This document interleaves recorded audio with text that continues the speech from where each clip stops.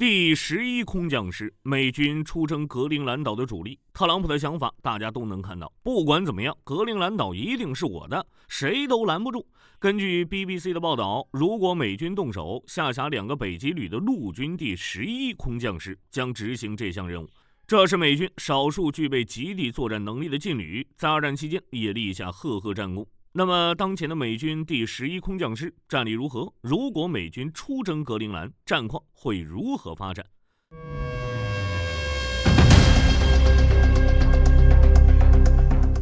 在这个地缘政治比特朗普的推特还要变幻莫测的时代，有些新闻听着像胡言乱语，但深入思考的话，里面全是细节。早在几年前，特朗普就表示要买下格陵兰岛，当时大家都以为他是说着玩，不过就现在来看，这是来真的。外媒分析说，如果特朗普真想把格陵兰变成美国的第51个州，而丹麦又不肯卖的话，美军可能就要动手了。英国 BBC 也抛出了一个让哥本哈根瑟瑟发抖的话题：如果特朗普真的要把那个面积216万平方公里的格陵兰岛从丹麦手里强行抠出来，美军哪支部队会去当那个拆迁办？ BBC 给出了一个答案：美国部署在阿拉斯加的神秘力量——陆军第11空降师，绰号北极天使。对于格陵兰岛，大多数人的印象可能就是一片白茫茫，外加几只北极熊。但在特朗普眼里，这是个大宝贝儿。他扼守着北大西洋的咽喉，监视俄罗斯北方舰队的绝佳 VIP 席位，地下还埋着稀土矿藏。对于美国来说，格陵兰就是自家后院的一扇防盗门。以前这门是丹麦看着，美国也就睁一只眼闭一只眼。但随着北极冰盖融化，航道开了，俄罗斯的破冰船跑得欢了，美国这就坐不住了。BBC 这回也是看热闹不嫌事儿大，直接把剧本都写好了。他们找了个丹麦的安全专家汉森，还有个英国的预备役军官克伦普，两人一唱一和，得出的结论非常残忍。如果美国真要动手，丹麦根本守不住。为什么？量级差太大了。丹麦全国兵力加起来才2万人，驻扎在格陵兰的常备军只有200多人，甚至还不如美国一个连的编制。而美国这边不动用核武，不动用航母战斗群狂轰滥炸，一支专门用来在雪地作战的部队就足够让丹麦喝一壶了。11空降师驻扎在阿拉斯加，那是真正的苦寒之地。美军为了应对北极争夺战，在2022年把这个番号翻了出来，重新挂牌营业。现在的第11空降师总兵力 1.2 万人，下辖2个旅级战斗队，第1旅与第2旅。其实早在1943年，第11空降师就组建了。二战打得不错，1958年解散，越战前夕短暂复活，结果被拆了，送去组建著名的第1骑兵师。直到2022年6月6日，美军陆军才正式宣布把驻扎在阿拉斯加的部队整合起来，重新激活第11空降师。师长是布莱恩·艾弗勒少将。重启番号的原因很简单，美军发现自己以前在北极的部署稍微有点弱。以前驻扎在阿拉斯加的是第25步兵师的第1旅和第4旅，特别是那个第1旅，装备的是史崔克装甲车，这车在伊拉克沙漠里没问题，到了阿拉斯加的雪地里，这车是一点用都没有，轮胎打滑，液压油冻结，甚至连车门都被冻住打不开。美军自己在演习中都承认，史崔克在极地环境里就是轮式棺材，不但跑不动，还是个巨大的热源靶子。现在第25师第1旅依旧是第1旅，前缀变成了第11空降师，代号北极狼。更换门庭之后，第1旅直接把大约320辆史崔克打包运走，要么拆了当零件，要么扔给其他部队。现在的宝贝疙瘩叫 CATV 寒冷天气全地形车，特别是那款叫贝奥武夫的双节履带车。看着像个2节的大面包车，但它才是雪地里的神，不挑路，不管是深雪冻土，还是夏天解冻后的烂泥潭，都能如履平地，甚至能2栖浮渡。对于格陵兰那种地形，你要是开着 M1 坦克或者布雷德利去，那就是给救援队增加工作量。但 CATV 能带着兵带着炮直接翻过冰盖，摸到敌人鼻子底下。原来的第25师第4旅成了第11空降师第2旅，代号斯巴达兰，这是正儿八经的空降旅，也是印太战区唯一的空降旅，驻扎在安克拉治。这帮人的绝活就是跳伞，别以为跳伞简单，在极地跳伞那是玩命。零下40摄氏度的空中，风一吹，体感温度能到零下60度，脸都能给你吹裂了。装备一旦结冰，伞打不开就是自由落体。但第11空降师练的就是这个，除了车和人，第11空降师的装备也全是定制版。为了配合这帮特战士兵，美国特种作战司令部也没闲着，花了1亿多美元找北极星公司司买轻型全地形车，这车不仅换了雪地胎，连驾驶舱都做了全密封，带加热器、除霜器。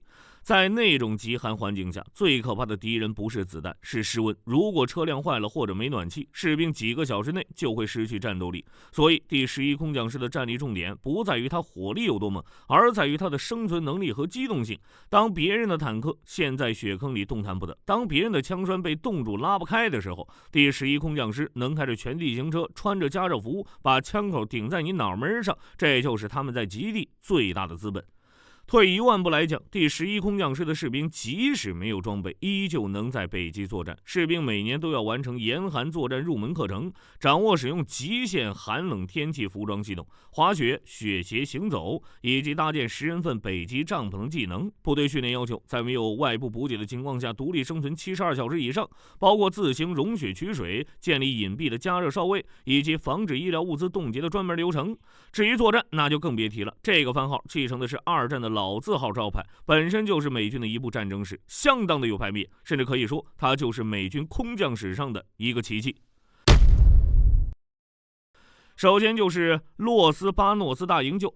第11空降师最辉煌的时刻是在1945年的菲律宾，当时的日本在洛斯巴诺斯关押了2000多名人员，情报显示日本准备在撤退前把这些人全部处决。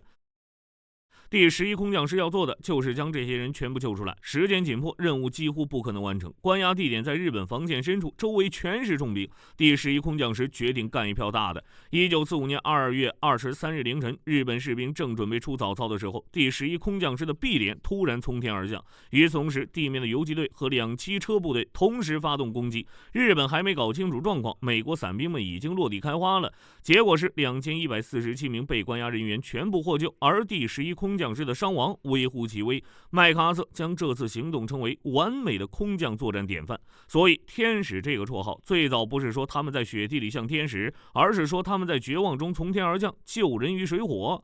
当然，别以为空降兵只能搞偷袭，硬仗也能打。在莱特岛战役里，第11空降师被当成普通步兵使唤，在伤心岭跟日本死磕，硬是打垮了对方2个精锐师团。后来在马尼拉，也是他们率先攻入市区，拿下了麦金利堡。那时候的第11空降师可谓是武德充沛，专治各种不服。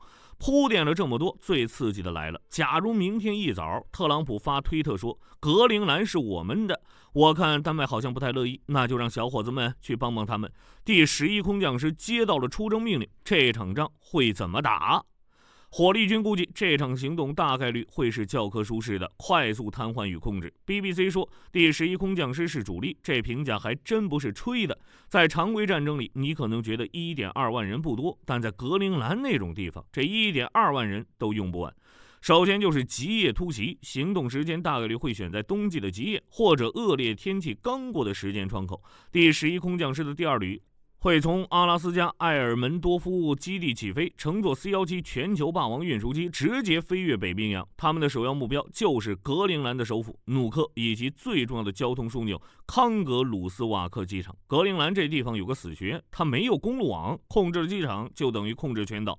美军的战术会非常简单粗暴， C-17 在极低空通过电子战飞机先屏蔽掉格陵兰民用通信网络，紧接着第2旅的伞兵直接在努克机场和康格鲁斯瓦克机场实施战斗跳伞。虽然丹麦在那里有少量驻军，甚至可能有几架 F-16 或者未来的 F-35在巡逻，但是拿美国的武器打美国，多少有点倒反天罡。一旦机场跑道被控制，后续的重型运输机就会像下饺子一样降落。机场拿下后，第1旅就该登场了。他们不需要跳伞，而是坐着运输机落地。这时候，那些 C-17 携带的 CATV 全地形车就派上用场了。虽然格陵兰没有路，但这帮开着 CATV 的狼群根本就不需要路，他们会组成快速机动纵队，直接冲向格陵兰的关键设施、发电站、港口、行政中心，以及最重要的位于西北部的皮图菲克太空基地。虽然那个基地本来就是美军在用，但在这种接管行动中，必须确保周围的一草一木都在美军履带的控制之下，防止丹麦特种部队搞破坏。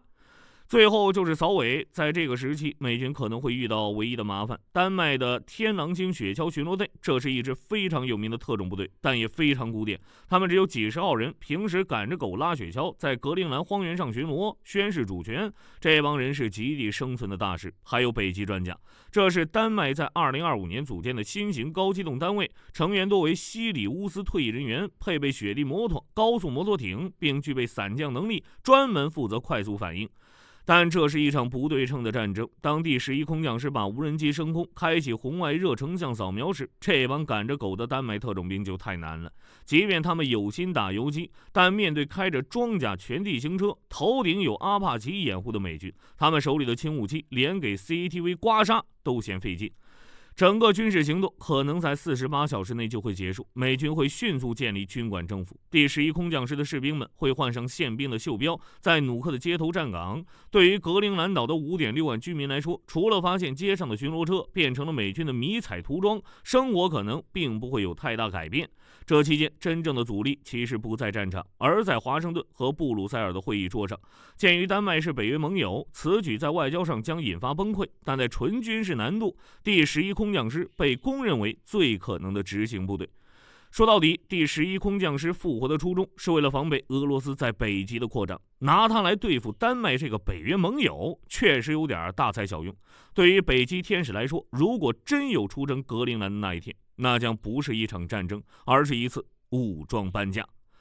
好了，这期视频到这儿就结束了。各位觉得美国会对格陵兰岛实施军事行动吗？可以在视频下方留言，大家一起讨论。喜欢的话，不要忘记点点关注。我是火力军，下期见。好的，各位观众朋友们，我们频道一直在聊真实的军事资讯和武器装备，后台也经常有朋友问，有没有值得推荐的入门级模型？今天就和大家分享一款近期接触到的产品。首先，它的外形还原度做得相当不错，比例准确，武器上的一些关键细节和标识也都有体现，材质也说得过去，拿在手上有不错的分量感。其次，它具备一定的可动性，对于理解基础操作原理有一定帮助，让它不仅是个静态摆件。